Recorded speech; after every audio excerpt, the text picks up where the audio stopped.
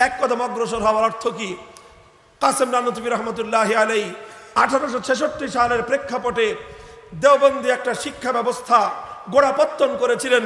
ওই শিক্ষা ব্যবস্থার মাধ্যমে সারা ভারতবর্ষ জুড়ে নতুন এক প্রজন্ম গড়ে উঠেছিল।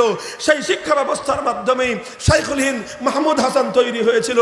সেই শিক্ষা ব্যবস্থার মাধ্যমে শাইখুল ইসলাম হোসেন আহমদ মাদানী তৈরি হয়েছিল, আর তাদের হাতে ব্রিটিশদের বিতরণ ঘটেছিল।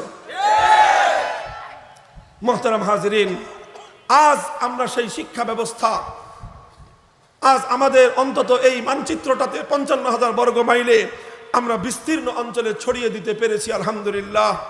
এক সময় ছিল গোটা এই বাংলাদেশ থেকে 100, 200, 500 আলেমে দ্বীন দেওবন্দি চেতনা নিয়ে সমাজে আসতো, আর আজ সেটা উন্নত হতে হতে 25 থেকে 30 হাজার প্রতি বছর এই চেতনার সৈনিক সমাজের মধ্যে তারা পদার্পণ